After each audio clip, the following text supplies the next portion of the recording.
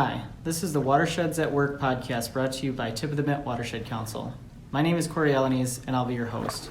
For those of you not familiar with the Watershed Council, we are a nonprofit group in northern Michigan dedicated to protecting our pristine waters through education, research, and prevention. For anyone interested in learning more, helping, or donating, please check out our website or give us a call.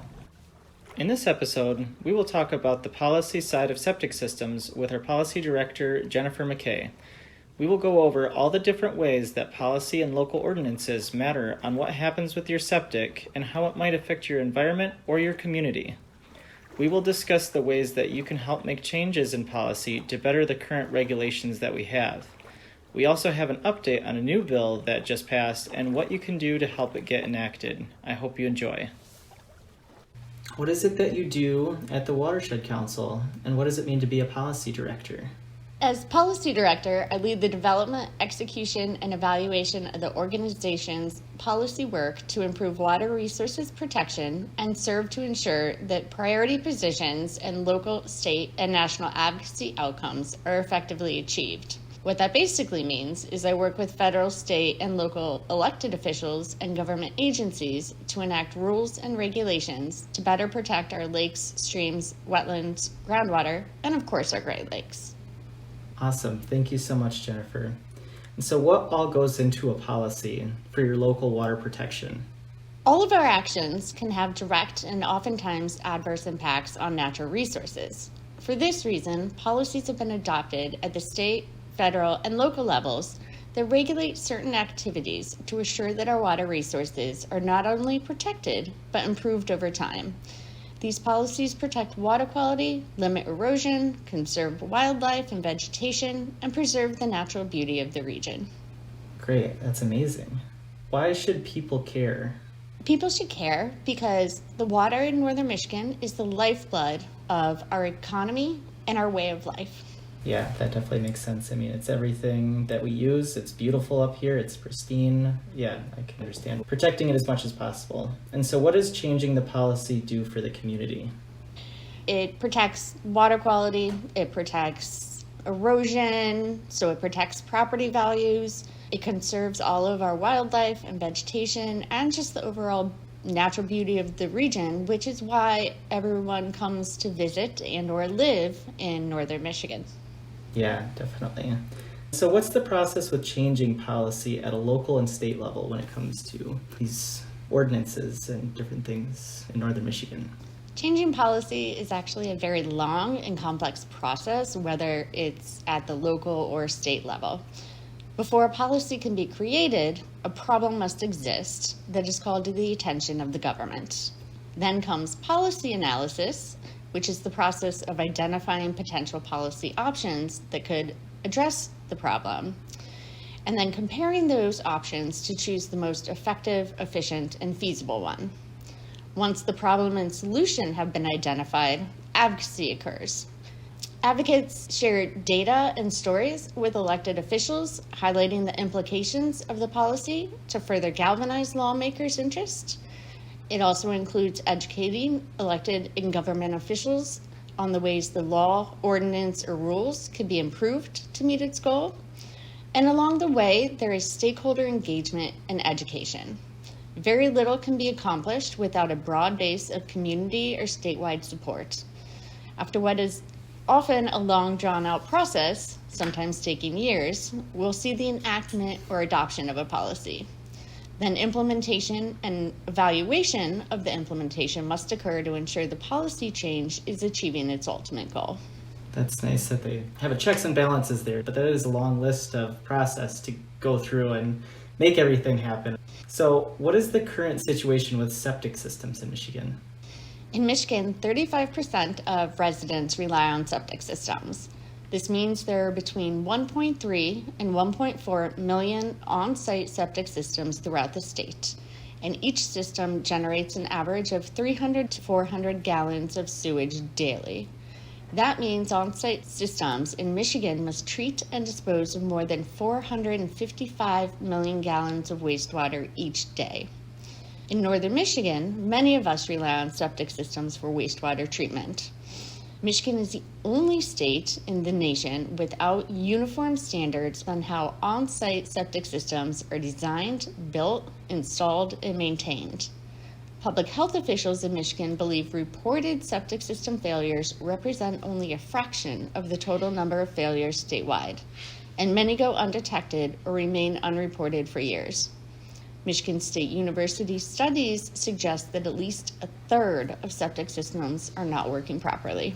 Wow, that's so much good data to realize and have awareness for where we're at and all the improvements we need to make with this. And so, what is a septic failure and what are the concerns when a system fails?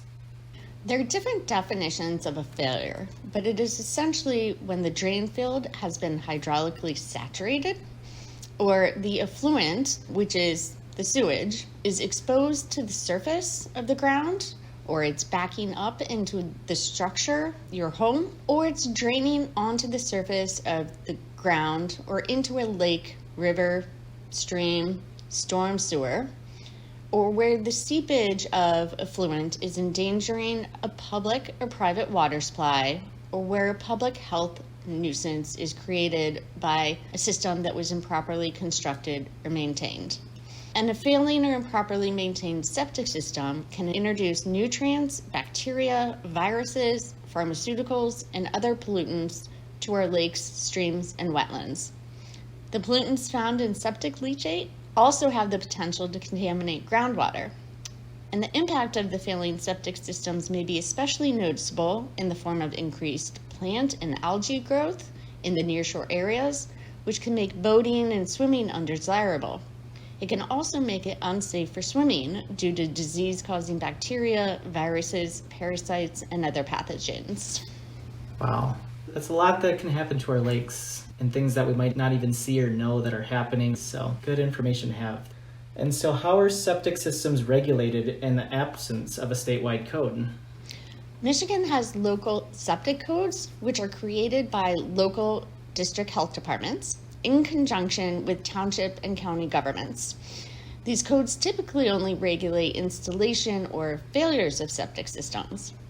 As a result, most on-site septic systems are never inspected again once installed. However, local governments can provide additional protections through local ordinances. As such, local government is in the best hope for taking action to address local concerns about septic system performance. Great. And what policy options can local governments consider for septic regulation? There are a variety of approaches to septic regulation for local governments to consider. They can maintain the status quo, implement a time of transfer inspection ordinance, implement a mandatory pumping ordinance, implement a mandatory inspection ordinance, regulate septic systems within short-term rentals, or even opt for a sewer system. And each of these has their own advantages and disadvantages.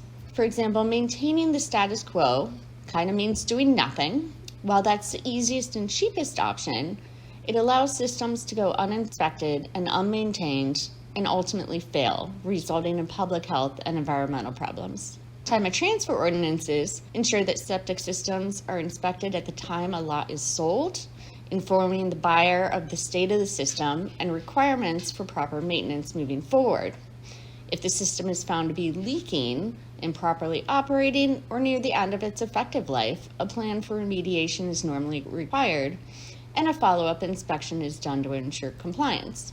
However, this type of ordinance only applies if the lot is sold, and therefore it misses a lot of properties that are passed down through generations. A mandatory pumping ordinance is designed to prevent septic system failures by making sure everyone pumps tanks within a specific time frame and shows proof of doing so. However, this option can be arbitrary if not scheduled correctly according to the actual use of the property, and pumping too often is not best for the operation of the system. A mandatory inspection ordinance requires inspections to be regularly conducted. The owner is required to do whatever is appropriate for the system based upon that inspection. Repairs are normally required within 60 days, but additional time can be permitted with an agreed upon plan to help the homeowner solve the problem. We also have short-term rental regulations that are possible. And given that short-term rentals are often on waterfront properties, targeting these properties is a strategic first step in efforts to protect our water resources from septic contamination. Short-term rental regulations can protect against septic system failure by 1, limiting the number of guests based on the septic tank size and the number of bedrooms, or 2, requiring homeowners to have a current inspection of the septic system on file. And it's also important to note that septic systems are not the only approach to addressing issues. Many northern Michigan communities have implemented or expanded central sewer systems. Sewer systems are often established through the implementation of a special assessment district, which is extremely time-intensive process with very strict procedural requirements. Wow, that's something that I never understood about septic ordinances. And so thank you for diving into all that. That helps create such a clear picture on what's happening and what can happen if those local ordinances are in place. Are there other places that have enforced septic ordinances? And what is the effect from this? Have they changed in a positive way? We do have local governments in Michigan that can be looked at to examples of successful implementation, particularly of time of transfer ordinances right here in northern Michigan. Kalkaska and Manistee counties implemented a time of transfer ordinance in 2009. Milton Township followed in 2012, and the Village of Elk Rapids passed its ordinance in 2018. For the Village of Elk Rapids, since 2018, 5 properties have been evaluated prior to the sale or transfer of a property.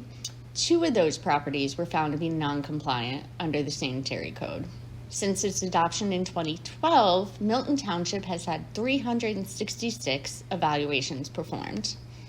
In 2020, 46 evaluations were performed, and in 21 of those evaluations, which is almost 50%, the existing sewage treatment and disposal system was found to be undersized for the home. 15 of those were found to have no records of permitting or installation at all. And of the systems where records did exist, the average age of the systems evaluated was 27 years. And the general life expectancy of a septic system is approximately 20 to 30 years. So most of them were at the end of the lifespan. And assuming that the systems without records represent those that were installed prior to the first sanitary code, which was in 1964, the continued operations of those systems would suggest that they are greater than 50 years old. Overall, 23 of the homes evaluated had associated recommendations to extend the life expectancy of the wastewater system. And then in Kalkaska and Manistee counties, they've had 635 evaluations conducted in 2020. Most households had septic systems not in danger of a failure, but had conditions exist that the homeowner should be aware of and monitor. Here, most homes that are undergoing sales have their septic systems corrected before the point of sale evaluation, since they know if it does not pass, then it will put their sale of the home in jeopardy. So therefore, one of the primary advantages of this program is to educate the new owner as to the location, present condition, and needed maintenance of the septic system. Thank you so much. What is being talked about currently in Lansing about a statewide septic bill? Very exciting news. Just today, Friday, April 28th, we had State Representative Skaggs, Reagans, and the Senate Majority Floor Leaders introduced legislation to create a statewide septic code, which obviously would help protect water quality across the state. The bill numbers are Senate Bills 0299 and 0300, and House Bills 4479 and 4480. The bills will establish state standards for septic systems, also known as on-site wastewater treatment systems, and require regular inspections of those systems. Inspection results will be maintained by the Michigan Department of Environment, Great Lakes, and Energy. And the bills will establish a technical advisory commission within EGLE to advise the department, legislature, and local health departments on the most current scientific standards for septic tanks. That's great news. It sounds like that's very exciting. With something like that, is there a set time date that has to be decided upon, or is it open-ended? I'm not exactly sure, but what are your thoughts on that? We like to see it done by the end of the year. Otherwise, usually bills have to get reintroduced. But at the same point in time, the representatives can reintroduce the same bill. And so you have worked in the past on trying to get septic bills passed. Do you think this time you will actually be successful? We're hopeful. Supporters of the legislation come from a variety of stakeholders, including local health departments, the environmental and conservation community, and even realtors. In the end, the devil is in the details, though, and that is what has prevented passage of previous bills and could thwart progress on this package. It's anticipated that there will be work group sessions with stakeholders prior to committee hearings in an attempt to address all those devils in the detail early on, in hopes that once there's a committee hearing, the bill can just progress forward. Great, yeah. And so where do you see us being in the future, and what are the goals when it comes to septic regulations? Well, currently Michigan is uniquely lagging in policies to protect our precious resources from contamination originating from failing septic systems.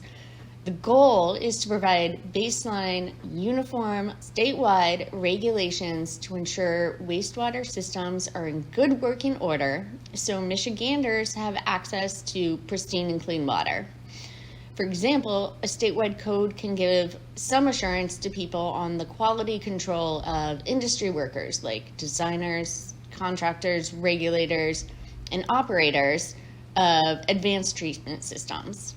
It can require inspections, so we identify any problems before it's too late and they become a failure. Yeah, that makes sense. And I mean, I can only imagine that saving so much more money when you're updating or cleaning out your septic system than getting a brand new septic system where it can get pretty pricey. And so if state septic regulations are passed, is there funding for this change, or are there programs, grants, etc. to help pay for the updates? For the statewide septic system program to be successful, funding needs to be included.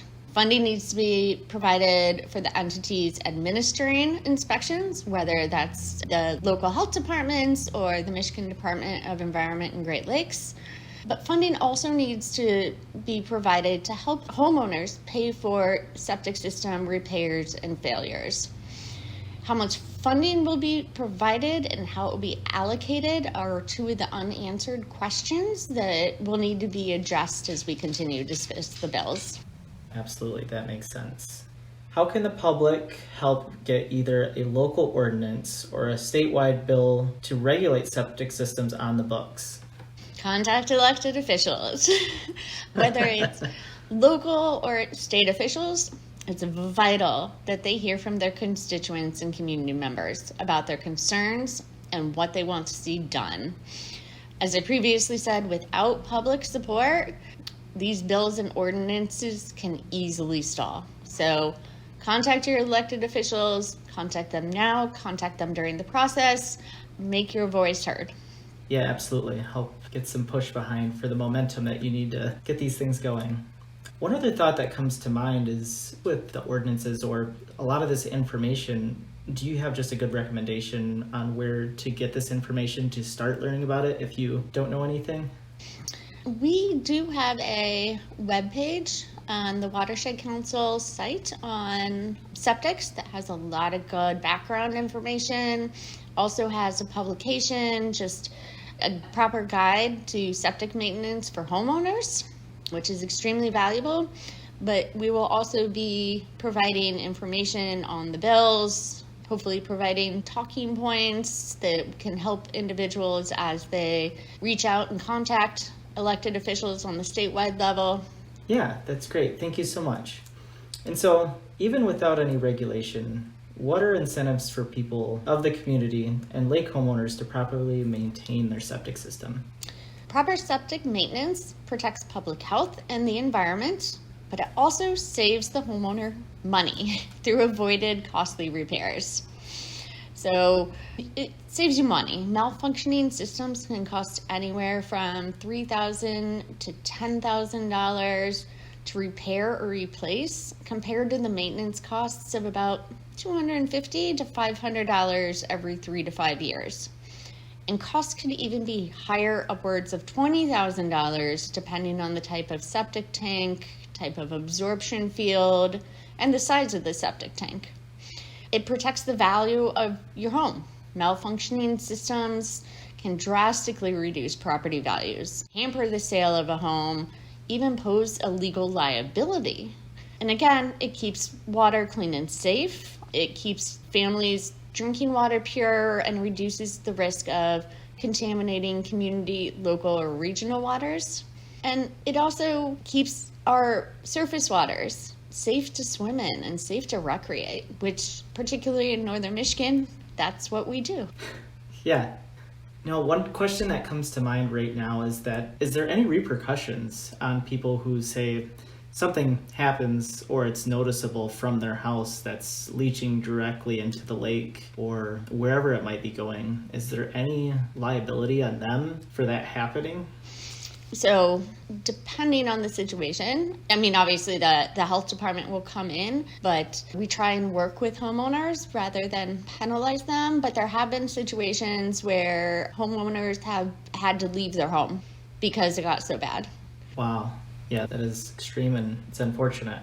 Okay, thank you. If people are having septic issues or have a concern on their lake or area, how do they address it? Septic system failure does occur. And when it does, it requires prompt action to protect, again, public health and our water resources. The first thing you can do is call the local health department. They'll be able to provide expert advice. They can come out to the property or refer an individual to a septic system professional that can help solve the problems. I would like to point out that a permit from the local health department is required for every repair, replacement, and new construction of a septic system. So always be sure to follow the requirements of the sanitary code and hire only reputable septic system contractors. Okay, great. Can people get help with fixing their septic system or getting funding to do it? Right now, homeowners are required to cover septic repairs, but Michigan Governor Gretchen Whitmer announced in the Michigan Clean Water Plan, which includes $35 million for a low-interest loan program for homeowners replacing failing septic systems. At this point in time, that funding is not able to be obtained. The last I heard, Michigan Saves is applying to be the administrator of that program. But at the same point in time, if you think about the fact that EGLE estimates there are 330,000 failing septic tanks in the state, and even if the costs were relatively low, $10,000 to repair each one, that would amount to $3 billion that we need to ultimately address all the septic failures throughout the state. So $35 million is a great start, but it's also just a drop in the bucket to what we ultimately need. Yeah, that's great. I feel like you've answered so many questions with this and helped so much on shaping the idea of what's even happening. Like you said, we also have the new bill that just came into play, and so it's nice to have this fresh information. So I appreciate all this, Jennifer, and all your knowledge. To recap this information, if you could have people take a main point away from this, what would it be? I think there are 3 main points. The first is for individuals to make sure their septic systems are properly installed and maintained. It's critical for the protection of our surface and groundwater as well as public health. And we all have a responsibility and play our part ensuring we have clean water and a safe community. So homeowners need to be diligent about proper maintenance. And it's not complicated, and it doesn't need to be expensive. Upkeep comes down to really 4 key elements. So inspect and pump frequently, every 3 to 5 years. Use water efficiently, properly dispose of waste, and maintain your drain field. Second, in the absence of a statewide code, which we currently are in, Local government oversight is the best hope for taking action to address local concerns about septic system performance.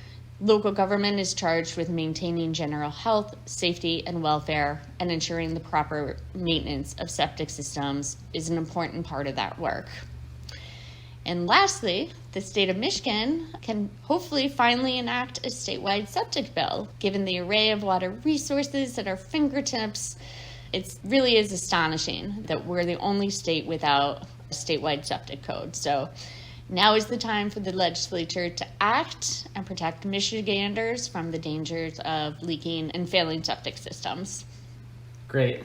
Thank you so much, Jennifer. You're so knowledgeable on this. I really appreciate you sharing the firm details that you have on this with the public and all the research and answers that you gave.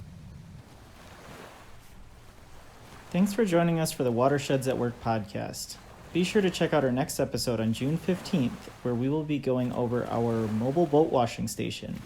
This episode will be about promoting safe boating practices, whether you're up here on vacation or a local. We want to help teach people on how to prevent unwanted invasive species from getting into the beautiful lakes we have that could create problems for homeowners, cause issues for boater recreation, and harm the environment of the lake. If you're interested in looking for ways to get involved, we have plenty of volunteers coming up in June, like our mobile boat washing events, where you can help us prevent aquatic invasive species, educate boaters, and also get to spend the day on some of northern Michigan's pristine lakes. It's a fun way to get out and learn something new. We have our first mobile boat washing event at Whitewater Township Park on Elk Lake on June 3rd from 1 p.m. to 5 p.m. At each event, we will be giving out free swag like dry bags, fishing lures, and towels to people who get their boat washed, so please feel free to stop by. It's also a free way to get your boat clean for the start of the summer. Our other upcoming boat washing events are the following dates. East Jordan City Boat Launch on June 8th from 1 p.m. to 5 p.m., Charlevoix Municipal Boat Ramp on June 9th from 12 p.m. to 4 p.m., and Onaway State Park on June 10th from 9 a.m. to 1 p.m. To register or get more info, go to the events tab on our website. And if you're looking for more ways to get involved with us, check out our social media pages, become a volunteer, or make a donation to help keep our waters clean. And if you ever have any questions, please feel free to send us an email at info@watershedcouncil.org.